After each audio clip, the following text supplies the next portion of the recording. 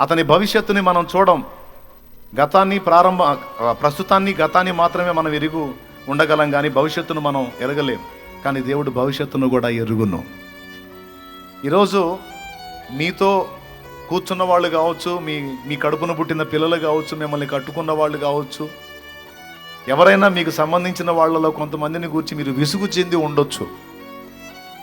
వీడు చస్తే బాగుండు, ఏమి చస్తే బాగుండు అనే ఇరిటేషన్ నీకు వచ్చి ఉండొచ్చు నీ వారిని బట్టి. కానీ నీకు తెలుసా, ఏమో దేవుడు వారిని ఏర్పరచుకొని ఉన్నాడేమో. ఇప్పుడు తలపోటుగా తలనొప్పిగా ఉన్నవాళ్లే రేపు భవిష్యత్తులో దేవుని కొరకు అద్భుతమైన సాధనాలై దేవుని నామాన్ని మహిమపరిచేటువంటి గొప్ప పాత్రలు అవుతారేమో. దేవుడు ఆ విధంగా వాళ్ళని తీసుకొస్తాడేమో. కాదని ఎవడు చెప్పగలడు? అవునా? అందుకే మన కర్తవ్యం ఏంటంటే, మన ఇంటి వాళ్ళు కానీ, మన సమాజ వ్యక్తులు కానీ, బయట వాళ్ళు కానీ, మనకు దేవుడు దృష్టిలోనికి తీసుకొచ్చిన వాళ్ళని దేవుని చేతికి అప్పచెప్పటమే మన పని.